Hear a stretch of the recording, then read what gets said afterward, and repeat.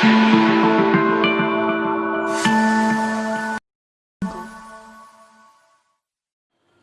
बच्चों, welcome back. You are most welcome to my YouTube channel Rama Ma'am Classes, and I'm going to teach you about mathematics from class 10th, chapter 15, exercise 15.1, question number 23. और क्योंकि ये मैं बच्चों के लिए बनाती हूँ जो हिंदी और इंग्लिश मीडियम दोनों के पढ़ सके, इसलिए मैं आपको क्वेश्चन हिंदी में समझाऊंगी और सारा एक्सप्लेनेशन भी हिंदी में होगा. ओके. तो अब देखिए आप question number 23. A game consist of tossing a 1 rupee coin 3 times and noting its outcome each time. Hanif wins if all the tosses give the same result, that is 3 heads or 3 tails, and loses otherwise. Calculate the probability that Hanif will lose the game. एक game खेला गया, सिक्का उछालने वाला game, और सिक्के को 3 बार उछाला जाएगा. ठीक है, और उसका फिर रिजल्ट नोट डाउन किया जाएगा. हनीफ एक बच्चा है. अगर 3 बार सिक्का उछालने पे और तीनों बार हेड या तीनों बार टेल अगर आता है तो हनीफ जीत जाएगा, अदरवाइज हनीफ हार जाएगा. तो आपको बताना है कि उसके गेम हारने की प्रोबेबिलिटी क्या होगी. ओके. तो यहाँ पे पहले मैं आपको थोड़ा सा एक एक्सप्लेनेशन दे देती हूँ. जब सिक्का उछाला जाता है तो उसमें से आउटकम कितने आते हैं. देखिए, फर्स्ट केस होता है जब आप एक सिक्के को 1 टाइम, ठीक है, 1 टाइम एक सिक्के को जब उछालते हैं तो उसके 2 आउटकम्स होते हैं. टोटल 2 आउटकम्स होते हैं. या तो आपके पास हेड आ सकता है या फिर टेल आ सकता है. ठीक है, 2 पॉसिबल आउटकम्स होते हैं. कब? जब आप सिक्के को एक बार उछालते हैं. ठीक है, ये केस 1 हुआ. केस 2, जब आप किसी सिक्के को 2 बार उछालते हैं. ठीक है, 2 टाइम्स सिक्के को क्या करते हैं, 2 टाइम्स उछालते हैं. तो टोटल पॉसिबल आउटकम्स क्या होते हैं?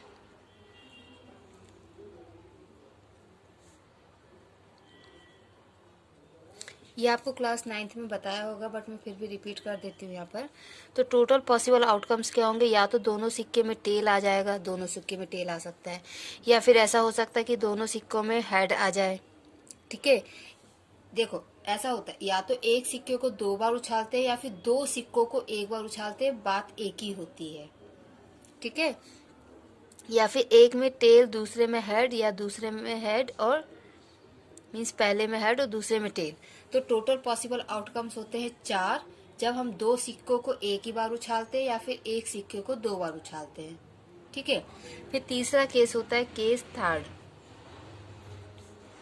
जब हम 3 टाइम्स सिक्के को उछालते हैं या फिर 3 सिक्कों को एक बार उछालते हैं. ठीक है, तो उस केस में क्या होता है? टोटल पॉसिबल आउटकम्स क्या होते हैं?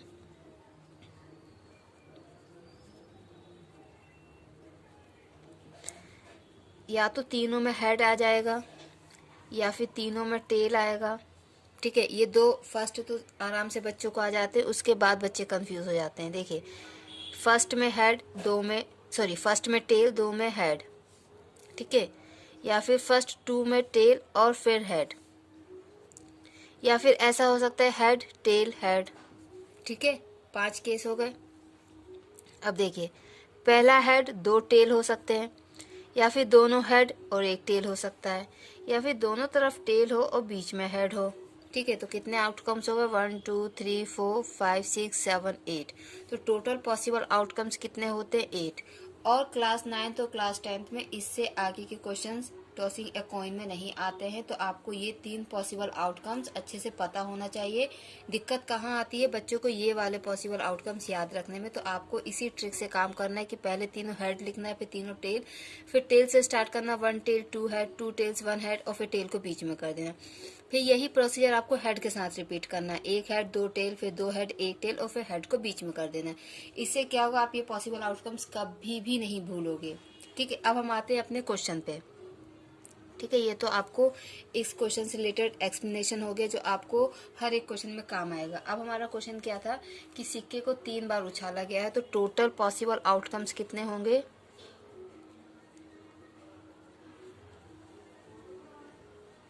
टोटल पॉसिबल आउटकम्स 8 होंगे, जो मैं ऑलरेडी आपको यहाँ पे एक्सप्लेन कर चुकी हूँ. आप चाहें तो वो पॉसिबल आउटकम्स जो हैं वो भी यहाँ पर लिख सकते हैं, ठीक है।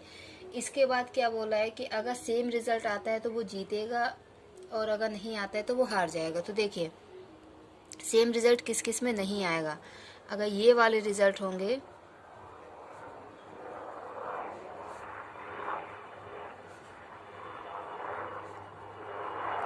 तो ये 6 पॉसिबल आउटकम्स हैं, फेवरेबल आउटकम, जिसमें वो नहीं जीतेगा और वो नहीं जीतेगा हमको यही निकालना है, ठीक है। तो फेवरेबल आउटकम्स क्या हो गए, फेवरेबल आउटकम्स हैं 6, तो उसके ना जीतने की प्रोबेबिलिटी क्या हो जाएगी 6/8 दैट इज इक्वल टू 3/4, क्या हो जाएगी 3/4। और जीतने की प्रोबेबिलिटी क्या हो जाएगी, वैसे हमसे पूछा नहीं है बट हम निकालते हैं कि अगर जीतने की प्रोबेबिलिटी क्या होगी, 2 पॉसिबल आउटकम्स होंगे जिसमें वो जीत सकता है, या तो तीनों में हेड आए या तीनों में टेल आए, तो जीतने की उसकी प्रोबेबिलिटी होगी 2/8 that is equal to 1/4। Okay, so this is your question number 23. Now this is our question number 24. A die is thrown twice. What is the probability that 5 will not come up either time? 5 will come up at least once. ठीक है, तो इस देखिए ये dies वाला question भी मैं आपको पहले ही बता चुकी हूँ। और जब भी आप कोई एक डाई को 2 बार फेंकते हैं तो उसमें 36 आपके टोटल पॉसिबल आउटकम्स बनते हैं, ठीक है। तो ये 36 पॉसिबल आउटकम्स हो गए। अब फर्स्ट केस उन्होंने क्या बोला है, 5 will not come up either time, मतलब कोई भी बार आपका 5 नहीं आना चाहिए उसमें, ओके। तो देखिए 36 में से ऐसे कौन कौन से केसेस हैं जिसमें 5 आ रहा है। तो देखिए एक तो ये पूरी लाइन जो है जिसमें 5 आएगा, ये पूरी लाइन, ठीक है। इसके अलावा इसमें इसमें इसमें इसमें और इसमें 5 आएगा। टोटल कितने हो गए 1 2 3 4 5 6 7 8 9 10 11, मीन्स 11 केसेस ऐसे हैं जिसमें 5 आ रहा है। तो जिसमें नहीं आ रहा है वो क्या हो जाएगा, 36 में से हम 11 माइनस कर देंगे 25, ठीक है। तो देखिए टोटल पॉसिबल आउटकम्स क्या होंगे,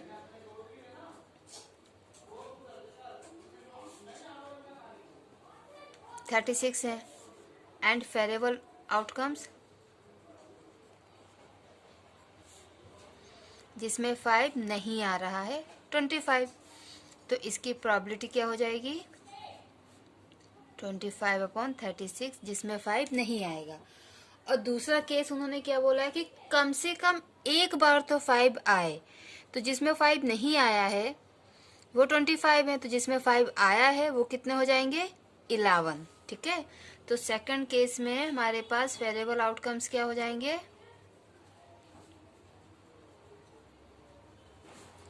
11, तो इसकी प्रोबेबिलिटी हो जाएगी 11/36 जिसमें एटलीस्ट वंस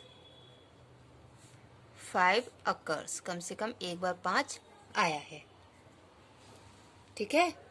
कम से कम एक बार 5 आया है, तो इसकी प्रोबेबिलिटी क्या हो जाएगी 11/36। तो ये है आपका क्वेश्चन 24।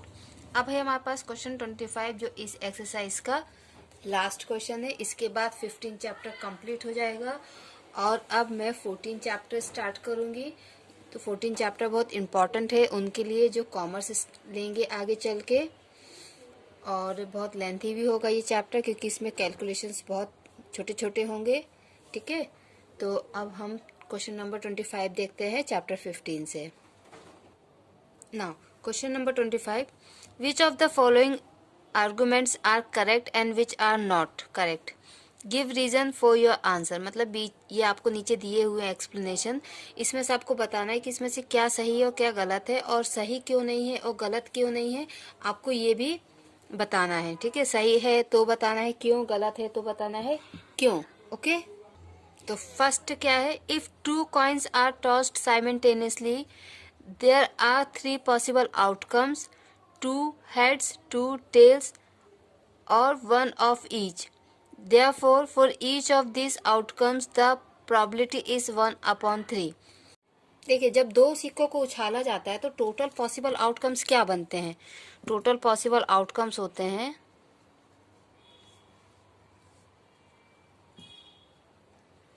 देखिए, या तो दोनों सिक्कों में हेड आ सकता है, या फिर दोनों सिक्कों में टेल आ सकता है, या फिर एक में टेल और एक में हेड, या फिर फर्स्ट में हेड और सेकंड में टेल। ये टोटल पॉसिबल आउटकम्स होते हैं। तो टोटल पॉसिबल आउटकम्स कितने हो गए? 4। ठीक है, टोटल पॉसिबल आउटकम्स कितने हुए? 4। और वो लोग ये कह रहे हैं कि इनमें से सब हर किसी की प्रोबेबिलिटी होगी आने की 1/3। तो देखिए, हम फर्स्ट केस अगर लें कि दोनों हेड आ जाएं, तो हमारे पास फेवरेबल आउटकम्स क्या हो जाते हैं? ठीक है, दोनों हेड आने की फेवरेबल आउटकम्स हुए 1, तो दोनों हेड आने की प्रोबेबिलिटी हो जाएगी 1/4। ठीक है, सेम कंडीशन क्या होगी अगर दोनों टेल, हम सोचें कि दोनों टेल आ रहे हैं, तो दोनों टेल भी सिर्फ 1 टाइम्स ही आएंगे। तो हमारे पास इस केस में भी फेवरेबल आउटकम्स क्या हो जाएंगे? फेवरेबल आउटकम्स हमारे पास 1 हुआ, तो दोनों टेल आने की भी प्रोबेबिलिटी क्या होगी? 1/4। और फर्स्ट सिक्के में टेल हो और सेकेंड सिक्के में हेड हो, तो ये भी तो एक ही केस है। ठीक है, तो इसका फेवरेबल आउटकम हमारे पास क्या हो जाएगा? 1। तो इसकी प्रोबेबिलिटी भी अगर हम निकालें तो 1/4 होगी। और अगर हम ये केस ले कि नहीं, फर्स्ट सिक्के में हेड होना चाहिए और सेकंड सिक्के में टेल होना चाहिए, तो ये भी एक ही केस है, तो उसकी भी प्रोबेबिलिटी क्या होगी? देखिए, फेवरेबल आउटकम उसका भी हमारे लिए 1 हो जाएगा। ठीक है, और उसकी भी प्रोबेबिलिटी होगी 1/4। तो क्वेश्चन में क्या दिया गया है कि चारों केसेस के जो प्रोबेबिलिटी होगी वो 1/3 होगी, लेकिन नहीं, चारों केसेस की प्रोबेबिलिटी क्या होगी? 1/4। अगर हम एक एक केस को लाइन वाइज लें तो सबकी प्रोबेबिलिटी आएगी 1/4। इसलिए ये स्टेटमेंट क्या हुआ?